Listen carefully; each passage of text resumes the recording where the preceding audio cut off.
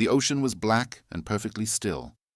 Just after 11 o'clock at night, a battleship moved slowly through waters where dozens of ships already lay dead on the seabed.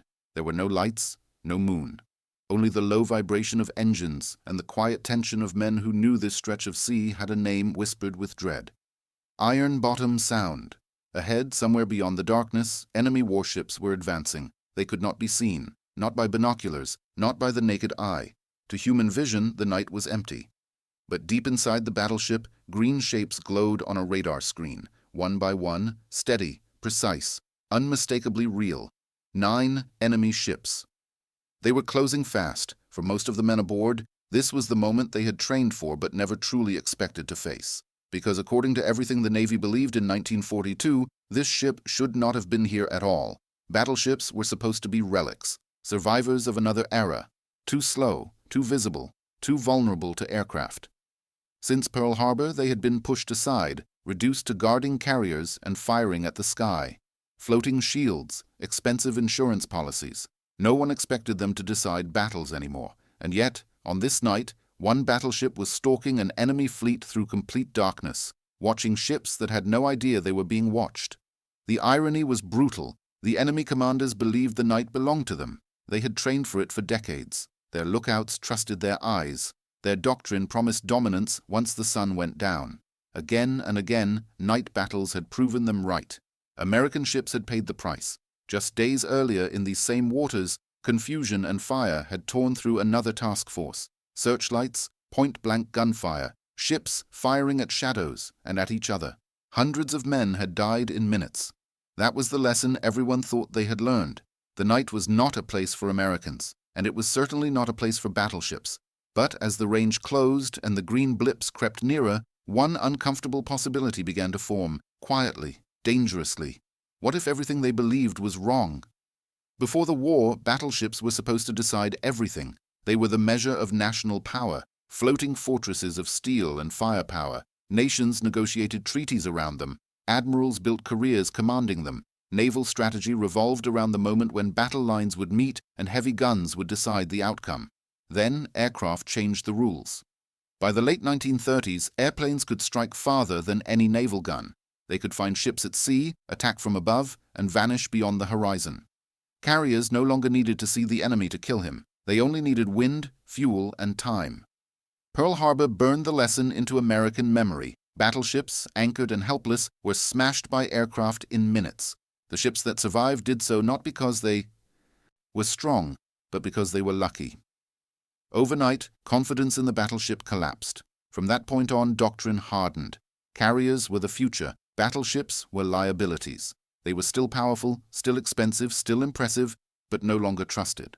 Admirals feared losing them more than they believed in using them. Every war game said the same thing: send battleships forward without air cover, and they would die, so they were held back. Fast battleships became escorts, orbiting carriers like armored bodyguards. Their massive guns were rarely fired at ships. Instead, they pointed skyward, throwing up walls of anti-aircraft fire. Protect the carriers, preserve the striking arm, avoid surface battles at all costs, especially at night. Night combat had become a nightmare for American forces. Japanese ships excelled in darkness. Their crews trained relentlessly. Their torpedoes struck without warning. Their tactics punished hesitation and confusion. Again and again, American commanders learned the same lesson the hard way. Don't fight at night. Don't fight without carriers. And whatever you do, don't risk battleships. By late 1942, this thinking had become unquestioned truth. So when a battleship found itself creeping through Iron Bottom Sound, hunting an enemy fleet in total darkness, it wasn't just risking destruction. It was violating everything the Navy believed about how wars were supposed to be fought. 3 nights earlier, the lesson had already been written in blood. In these same waters, another American force had entered the darkness with orders to stop a Japanese bombardment group. They had cruisers, they had destroyers, they had brave men and clear intent. What they did not have was clarity. As the two forces collided in the night, the battle dissolved almost instantly into chaos. Ships appeared out of nowhere, searchlights snapped on, cutting through the darkness like knives. Guns fired at point-blank range. Commands were shouted, misunderstood, ignored. American ships fired at shadows. Sometimes they fired at each other. The night became a storm of steel and fire. Bridges were shattered, radios went silent, officers were killed where they stood. Formations collapsed. Destroyers vanished in seconds, ripped apart by shells and torpedoes they never saw coming. When the firing finally stopped, the cost was horrifying. Hundreds of American sailors were dead. Multiple ships were sinking or already gone. 2 admirals lay among the casualties. The enemy, battered but intact, withdrew, having accomplished most of what it set out to do. The conclusion seemed obvious. Night surface combat was suicide. Technology could not replace vision, and battleships, slow, massive, impossible to hide, would have fared no better. In fact, many believed they would have made things worse. Bigger silhouettes, bigger targets, bigger losses. Reports were written, lessons were summarized, the verdict hardened. What had happened was not a failure of courage. It was a failure of concept. The darkness favored the Japanese. It always had. Their training emphasized night fighting. Their torpedoes struck from beyond visual range. Their crews trusted instinct where Americans relied on procedure. Against that, doctrine said, there was no answer. And yet, even as those conclusions circulated through headquarters, the enemy was already preparing to return. This time with more ships, heavier guns, and a clear objective. They would come again to bombard the airfield that kept the Americans alive. They would come again through Iron Bottom Sound, and if they succeeded, the campaign would collapse. The Marines ashore were exhausted. Supplies were thin. Time was running out. The Navy faced an impossible reality. Everything it believed said one thing. Everything the situation demanded said another. And somewhere in the darkness, a battleship was about to be tested against a doctrine that had already declared it obsolete. By mid-November 1942, Guadalcanal was hanging by a thread. The airfield, Henderson Field, was the only thing keeping the island in American hands. As long as it operated, American aircraft could strike Japanese ships by day. As long as it survived, the Marines could be supplied, reinforced, and protected. The Japanese understood that too. Night after night, cruisers and destroyers slipped down the slot and shelled the airfield with impunity. Planes were destroyed on the ground, runways cratered, supplies burned. Each bombardment pushed the defenders closer to collapse. Now, intelligence reported something worse. A major Japanese force was moving south. Battleships, heavy cruisers, destroyers. Their mission was clear: crush Henderson Field completely, then cover the landing of thousands of fresh troops. If they succeeded, Guadalcanal would be lost. There were no good options left. The only operational American carrier in the region was damaged. Her air group was depleted. Sending her forward risked losing the last carrier in the South Pacific. Losing her would open the door to disaster far beyond Guadalcanal. Doctrine offered no solution. Battleships were not supposed to operate alone. Without air cover, they were considered doomed. Every war game, every manual, every lesson reinforced the same conclusion: protect the carriers, preserve the fleet, accept losses ashore if necessary. But the Marines did not have time. Another bombardment would break them. Another night like the last one would finish the job. So a decision was made that violated years of training and tradition. The battleships would be sent forward, not as escorts, not as shields, but as the main force. They would go in without carriers. They would go in at night. And they would be expected to stop an enemy force that outnumbered them and specialized in exactly this kind of fight. It was a gamble born of desperation. If the battleships failed, they would be lost. If they succeeded, they would prove something no one was prepared to believe. Either way, the old rules were about to be tested. The man chosen to lead the battleships did not look like a warrior. He was short, broad, and usually rumpled. His uniform never seemed to fit quite right. He wore thick glasses. He spoke with a quiet drawl that caused others to underestimate him almost immediately. In another setting, he might have been mistaken for a schoolteacher, but beneath that unassuming exterior was one of the most dangerous minds in the United States Navy. He had spent his entire career obsessed with precision. As a young officer, he had mastered ballistics the way musicians master rhythm. Wind, distance, motion. These were not abstractions to him. They were instincts. At the Olympic Games, he had proven that instinct with a rifle, placing shot after shot exactly where he intended. To him, a naval gun was simply the same problem at a larger scale. But his real advantage was not marksmanship, it was imagination. While many senior officers treated radar as a novelty, an interesting aid to spotting, he understood what it truly represented. Radar was not an accessory. It was a revolution, a way to see without light, to track without eyes, to fight without being seen. For months, he drilled his crews relentlessly, not just to use radar, but to trust it. He rewrote procedures. He cut out delays. He wired information directly from radar operators to gunnery officers. Decisions that normally took minutes were reduced to seconds. The system had never been tested in combat. Most officers would have hesitated to rely on it. He embraced it completely. He believed that night did not belong to the Japanese. It belonged to whoever could see first. As the battleships prepared to enter Iron Bottom Sound, this quiet, underestimated admiral carried a dangerous conviction with him. If the enemy fought by instinct and eyesight, he would fight by data and discipline, and in the darkness ahead, only one of those approaches was going to matter. Just before sunset, the task force turned south. Ahead lay a narrow stretch of water already crowded with ghosts. Ships lay broken on the seabed below. Oil still drifted on the surface. Debris bobbed in the swell. Even in fading light, the signs of recent destruction were impossible to miss. The sailors had a name for this place now: Iron Bottom Sound. The formation was simple, almost fragile. 4 destroyers led the column, their slim hulls cutting through the water first. Behind them came the battleships, vast dark shapes moving in silence, guns trained forward, radar sweeping the darkness ahead. The crews knew what waited for them. The enemy force was larger, more experienced, built for night fighting. Its ships carried torpedoes that could tear a hull apart with a single hit. Its commanders had spent years mastering battles fought without light. The Americans had not, as darkness. Settled, the sounds of the day faded away. No aircraft engines, no distant gunfire. Only the hum of machinery and the quiet routines of men preparing for something none of them could see.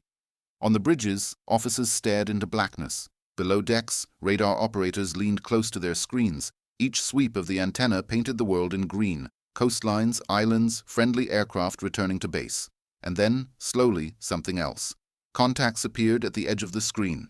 Faint at first, then unmistakable. Enemy ships. They were still far away, beyond visual range, beyond where anyone on deck could possibly detect them. The Japanese force advanced confidently, unaware that it had already been found.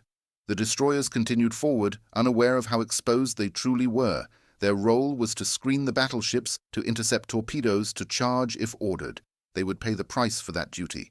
As the range closed, tension thickened across the formation. No one spoke unless necessary. Every decision now mattered. Fire too soon, and surprise would be lost. Wait too long, and the enemy's torpedoes would be in the water. This was the moment the admiral had prepared for. The night was no longer empty. It was full of information. And somewhere ahead, an enemy fleet sailed confidently into a battle it did not yet understand. At 11:40 p.m., the night finally broke. The first guns fired without warning. Muzzle flashes tore holes in the darkness. Star shells burst overhead, bathing the sea in harsh white light. In seconds, Iron Bottom Sound exploded into chaos. The destroyers at the front of the column were the first to be hit. Searchlights snapped on and locked into place. Thin hulls were suddenly outlined against the black water. Shells slammed home. Fires spread instantly. One ship disappeared in a pillar of flame. Another slowed, wounded, trying desperately to maneuver. The calm of radar screens was replaced by confusion and noise. Behind them, one of the American battleships was suddenly exposed. Electrical systems failed. Lights went dark. Fire control systems died. Radios went silent. In a matter of seconds, the ship lost the very advantages that were supposed to protect her. Searchlights found her immediately. Heavy shells began to strike. Steel screamed as armor absorbed blow after blow. Antennas were shot away. Secondary guns fell silent. Men were killed and wounded as fragments tore through open spaces. Every principle of doctrine seemed to be coming true at once. This was exactly what the manuals had warned against. A battleship caught at night, illuminated, outnumbered, targeted by everything the enemy had. Around her, the destroyers were being erased one by one. Torpedoes ripped through thin hulls. Magazines detonated. Crews fought fires they could not control. Within minutes, the screen was gone. To the enemy commanders, it looked like confirmation. The Americans were blind, disorganized, breaking, under pressure. Another night victory was unfolding exactly as planned. But one ship had not been touched. Unseen in the darkness, she held her course. Her radar picture remained clear. Enemy ships were visible not as flashes or silhouettes, but as steady, precise returns. While every eye in the Japanese force focused on the burning battleship and the dying destroyers, another battleship moved quietly into position. The lights were out, and that was exactly how she wanted it. She was alone now. Ahead of her, the sea was crowded with enemy ships, some burning, some maneuvering, some still firing at targets already doomed. Their formation was broken, their attention fixed elsewhere. None of them realized what was approaching. On the radar screen, everything was clear. ranges, bearings, speeds. Each contact moved exactly where the operators said it would. Orders were passed quietly, guns trained without light. The massive turrets turned with deliberate calm. At just over 8,000 yards, the battleship opened fire. The first salvo roared into the night, 9 heavy shells arcing toward a target the crew could not see. Seconds passed. Then towering columns of water erupted around an enemy ship. The next salvo landed closer, then closer still. Within moments, steel was being torn apart. Shells weighing more than a ton slammed into armor not designed to stop them at that range. Turrets were smashed. Machinery spaces flooded. Fires spread from bow to stern. A flagship that had dominated night battles for years was suddenly helpless. Still, the enemy did not understand. Searchlights swung wildly, trying to find the source of the destruction. Guns fired blindly into darkness. Torpedoes were launched at echoes and guesses. The battleship had already begun to turn away. Her radar tracked the torpedoes as they ran harmlessly past. Her guns shifted targets with mechanical precision. Another cruiser was straddled, another was forced to turn away under fire. In minutes, the battle changed shape completely. The force that had come to bombard the airfield was no longer attacking, it was escaping. Orders were shouted, signals flashed. Ships turned north, abandoning the mission they had sailed so far to complete. Behind them, a burning flagship drifted helplessly, her crew fighting a losing battle against fire and flooding. One ship had done this, not through numbers, not through surprise alone, but through the ability to see in darkness and strike without being seen. For the first time in the war, a battleship had not survived the night. It had owned it. When dawn broke over Iron Bottom Sound, the scale of the night became clear. Wreckage floated across calm water. Smoke drifted low. The enemy force was gone, retreating north, its mission abandoned. Henderson Field still stood. The Marines were still alive, and one battleship emerged from the darkness almost untouched. The result should have changed everything. A surface action had been decided at night. A battleship had struck first, hit hardest, and never been seen. Radar had replaced eyesight. Discipline had defeated instinct. It was proof that battleships were not obsolete. They were misunderstood. But wars are not shaped by isolated moments. They are shaped by momentum and belief. Carriers would still decide the future. Air power would dominate the oceans. The age of the battleship would continue to fade, not because it had failed, but because the war had moved on. The lesson of that night was inconvenient. It did not fit cleanly into doctrine. It did not rewrite strategy overnight, so it was quietly absorbed, then set aside. The battleship would fight again. It would protect carriers. It would bombard shores. It would serve faithfully until the war's end, but it would never again be allowed to fight the way it had on that night. Still, for a few decisive hours in 1942, one ship proved that the problem had never been the battleship. It was the assumptions made about it. And in the darkness of Iron Bottom Sound, those assumptions went down with the enemy's flagship into the silent water below.